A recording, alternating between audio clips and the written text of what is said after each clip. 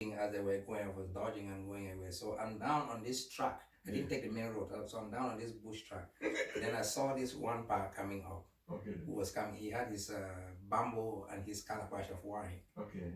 So I'm coming head on with him. So I stepped out of the path for him to pass. Then he came as if he was passing, and then he just grabbed my hand. Oh, really? Without talking it, and then he's just pulling me, and I'm following. Can you imagine? Did you know him? I didn't know him. He just pulled me up. I'm just following. My hand is warm my arm is warm in his hand, and I'm just following. So he went straight to the headmaster's office. I handed you. And said, "Teacher, I found him running away from school, so I brought him back." Oh my God, what did the teacher do? The headmaster just looked at me and said, "Go back to the singing room." So I went. Okay. That's how I started developing interest in singing. You say you will never do. Then with that interest, yes, Monsignor Sokika, then Father Sokika at the time, on major feasts of the church, he always sang the gospel. Oh, wow. So that now started intriguing me to pay attention to him. Okay. And I can say that I do chant the gospel, but a lot of that melody, I stole it from him at that very early. Oh, that's so beautiful. So now when I go to Mamfe, yes, I met Bishop Father Eswa, Cornelius Eswa, who wow, recruited me into the youth club, and then started the Catholic Youth Club. The Catholic Youth Club then evolved and had a Catholic Youth Choir. Wow. Meanwhile, in school, yes, I was playing xylophones in the cultural club. That's true. And because I had that skill, the teacher, Mr. Nupa, simply, who is late, who was directing the school choir, recruited me now to play xylophones for the choir. Wow. And then from there now, I developed an interest more again in singing. Exactly. But the person who actually taught me how to compose music was Henry Asom Achingale. Wow. He too is late now. Who was him? He was a worker. Okay. He comes from Bangwa area. He was a worker with the community development. Okay. An accountant with the community development. Wow. But he later on became a member of the youth choir, the Catholic Youth Choir, which then evolved into the Mamfe Youth Choir. Oh, okay. So we were singing together. He composed a lot of the songs. So most of the songs that he composed, I was a part of him, so I would sit down with him. There's even one song called Consider Your Ways, that it was a joint composition we did together. And so that's how I started doing that. So it's that skill that I brought back now to Bafoot. I heard that song. Yes. Very famous. Yes. So it is that skill that I brought back to Bafoot. Wow. And then we said, okay, we're going to have this Catholic Choirs Association. The idea was you teach a common mass and songs to all the groups. Yeah. So with that, every week we were on rotations. The various choir masters were on rotation, teaching the same song to all of the groups. So as that was at the climax going on, that's when Father said, "You go." And so a lot of people in Bafoot did not like that idea because they felt the whole thing was going to collapse. So when he left, it collapsed? Well, it never really collapsed. Okay, somebody... No, if you do things well, yes, and you don't hide the things, exactly, all you need is an idea to share with people. Then you don't have to be worried that when you are gone, it's going to collapse. And that's why it did not collapse. Wow, I'm so impressed. Yeah. But he sent me to Mbekunya. Wow. It's about 20 to 25 miles from Bafoot. Without a vehicle. The vehicles don't go there. So you trekked there? Yeah. Oh my God. You trek there, and then as a catechist, you are asked to come back. You have to come back to the main parish. Yes. Once every month. To give an account. not to give an account. You come for some spiritual refreshments, and then you also participate in First Friday devotions. Father Kochman was very particular in First Friday devotions and adoration of the Eucharist. You guys had serious formation. Yes, so like we always had to come back to that. I hear you built a church there. Yes. Tell me about that. Where did that inspiration come and how did it happen? In a place where no car can arrive. Well, when I went down there, and I remember with all the grumbling in Bafut, that you had left. Yes, the stories reached me that he said he knew why he was sending me there, and it will not be long they will see the results. Good. But he never gave me any directives on it on what to do. Yes, he just said, I want you to go and be a catechist. So when I got down to Mbekunia, I had passed through Mundum. Mundum had a church house. Okay. I passed through Mbamba. Mbamba had a church house. Shison had a church house. Okay. So I knew Nebeba had a church house. There was a church house too in Alori that was under construction. Okay. So I knew that Mbekunia, we've heard about it all these years. So I'm going to see a very big church house. Exactly. When I got there was nothing. There was plain land. So where did you sleep? The only place where that is supposed to have a church house was a room, a house. Yes. A little house, 3 rooms. You enter like this, then you have a room here and a room here. That's it.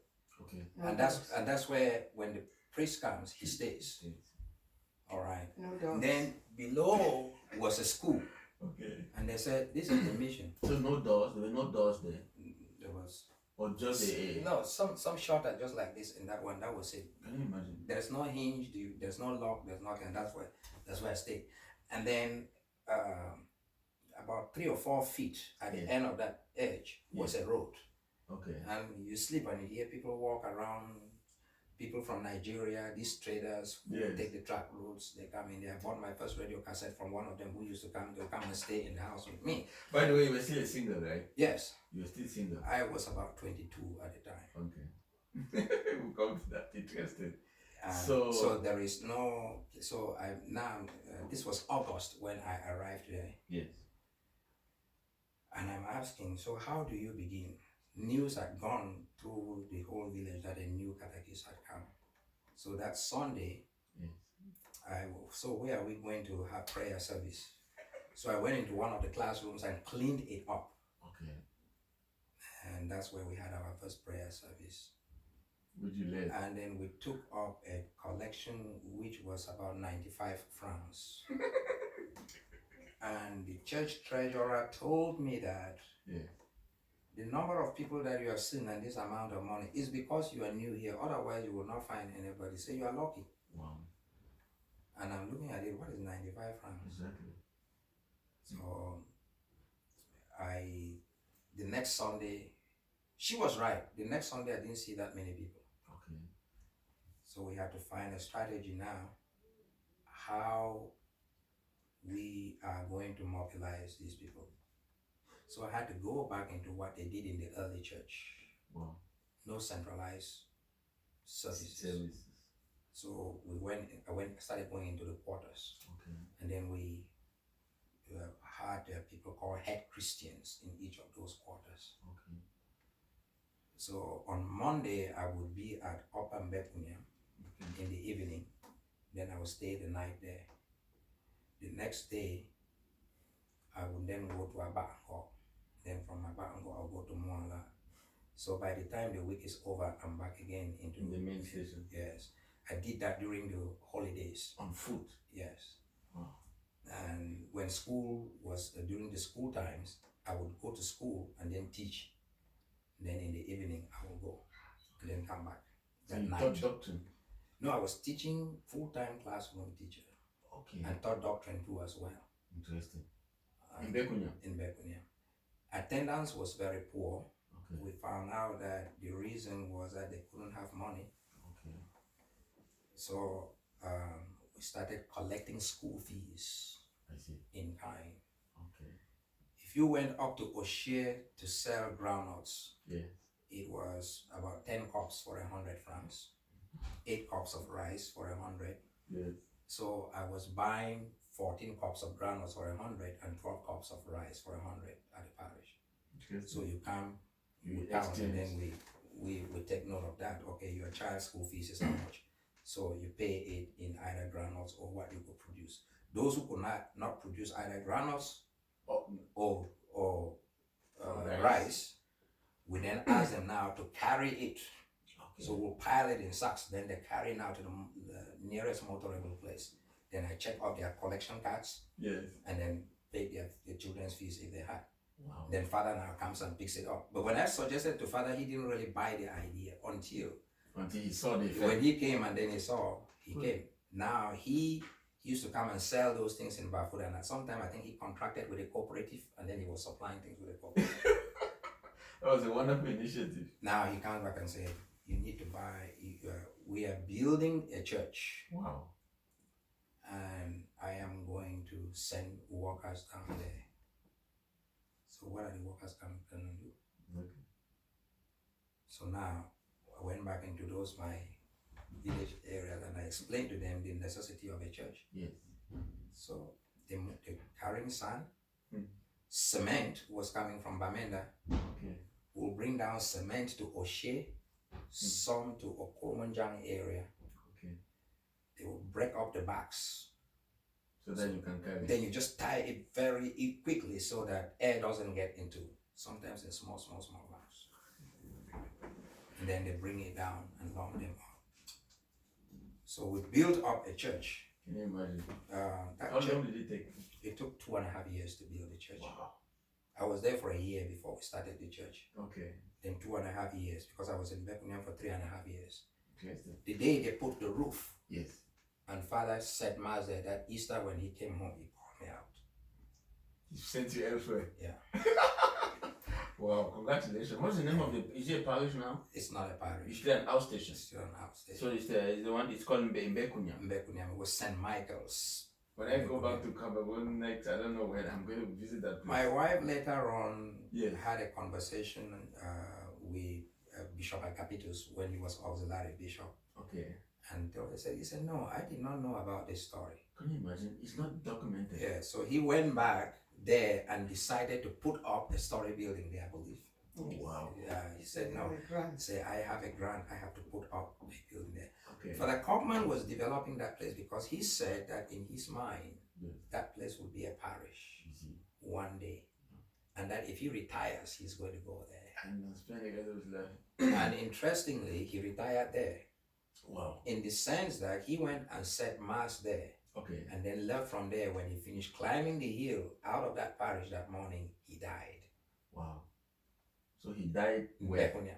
Can you imagine? Yes. And was he buried there? No, he was buried in Bafoud. But okay. The place has been erected now. People actually do pilgrimage there. Wow. That's quite impressive. Yeah. I'm so impressed. Thank you so much. So while he was studying, you were in Nigeria. You used to come back from time to time. So when did you meet for the first time? In the United States. Before we come to the United States. So you finished in Mbekunyam. Where were you sent to? No, I didn't. When I left Mbekunyam, I came to the United States. Good. Let's go to what happened. How did it happen? How did it happen? I had actually applied to come to the United States while I was still in Manve. Okay. That was in 79. Wow. And I got admission to study soil science in the College of Agriculture in the University of Minnesota. Wow. My admission, by my I-20 and admission letter, I was supposed to start classes in January 1980. And I finished in 79. Of course, I didn't have... I don't know, but I knew I was writing an application to go, but if you ask me how I was going to go, I did not know how I was going to go. So I had the admission letter, and I went and met my friend at Chingale, and I said, can you help me get a passport? What did Chingale say? What do you want to do with the passport? So Chingale went to the immigration office and then came back and gave me a list of things that I need to get, and then I think it was something like about 240,000 francs repatriation fee. I looked at that money. I said, "This guy is joking." Oh my God! So Asokale, what was him again? Was he a teacher? No, he was just a friend that I met at the Catholic Youth Club, and he was a civil servant with the community development. Was an accountant with the community development. Happens to be my in-law. Oh, seriously? But did you know that? No, I did not. Oh my God! What a coincidence! So how did you get the passport again? No, we never got that passport in that route. So that was the end. But I never gave up because so January is coming. Yes. And I realized I'm not going anywhere. So I wrote back to the school. Okay. And I said, I'm having difficulties. Can you renew my I-20? And they did. And they kept on renewing my I-20 for 5 years. Wow. Can you imagine? Until the 5th year. Until the 5th year when I managed to get a passport, thanks to Engineer Muya, okay, who intervened with all of the bureaucracy that is in there. He intervened and I was able to get a passport. Oh my God. And then my uncle, who is of late now, secured a ticket for me, and that's how I got here. Oh my God. March 20, your uncle? Joseph Chair Ayama. Oh, may so rest in peace.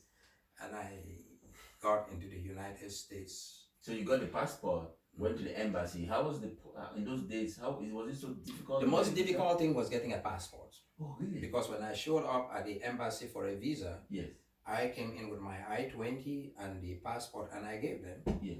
It was in the morning. Okay. And they said, there's a fee, 7,000 francs. Oh my God, so cheap. I gave the 7,000, and the lady asked me to come back at 2 o'clock. And when I came, yes, I was given my passport with the visa in it, and then a sealed letter that had the inscription, "Do not open until the port of entry in the United States." Wow. And that's how you got here. Was a very simple process. So, Mrs. Florence, how did you get here? Was it a simple process? I would think so. As they were in Niba? I came back. I was in Hilton. Okay. Oh wow, in Yaoundé. Yes, Hilton had just been erected, so I was in Hilton for almost a year. Okay. But I didn't like working in Hilton as a woman. Okay. Why? I don't know. I had my own impressions about the hotel. Okay. And the life that I observed working there, I didn't think that was where I belong. Okay. So I told my brother that I would not want to work there, Mr. Martin Chungo, at the time. I told him I would not want to work in a hotel. Yes. He said, "What do you want?" I said, "I want to do some trade." Good. So I went to Nigeria, bought materials. Okay. He gave me some capital, my mother gave some. Yes. So I went to Nigeria because I sew. So I designed bed sheets with the borders, the facing with lace material. Yes. And I had people who went to France, Britain, they would buy me the lace material and buttons. Okay. So I designed them and I would sell a sheet for 50,000, 40,000, and that's how I generated some money. And after a while, I told my brother, "You know what? I want to come to school in America." Yes. Was he here already? No, he was director of cabinet at the Prime Ministry at the time. Okay. Honorable Chumwa Martin. Wow. Now UN ambassador in Congo. Wow.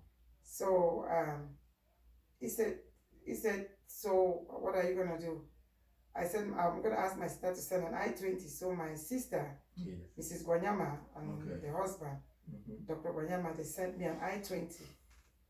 So you went to them? I took it to my brother, and one evening, I wasn't even staying with him. I was staying with my maternal uncle. Yes. But I was always by him. I was staying with my maternal uncle, but always by my paternal cousin. Yes. So I came to him in the evening, and he said, "Okay, bring that form, let's see."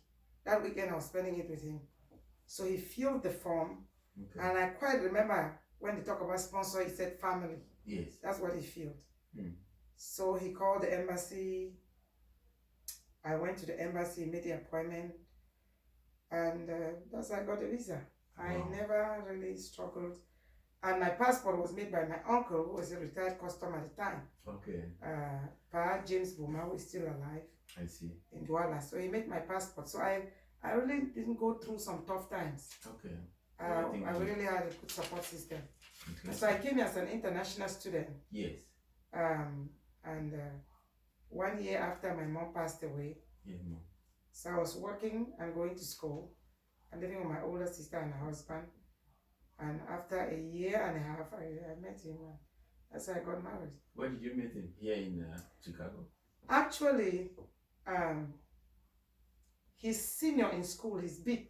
Okay. Called Mr. Tamanji Carl, now Dr. Tamanji Carl. When he came to Cameroon, he said he went to the seminary and he was asked to come and marry in my mother's house. Okay. Then my mother has some very well-trained girls. So when he came, I was in Yaoundé. Okay. My junior sister didn't grow up with us. She was raised in Balikumba from the age of 3. So I was only one at the time. Okay. And my older sister was already here. So he came and I was in Yaoundé. He came back and then he fell in love with another woman. And so sent my husband and look, go here. Go and meet. This is where you go. So he said the woman that I was directed to, yes, she happens to be here. Okay. I'm now married. This is where you should go. So he told him.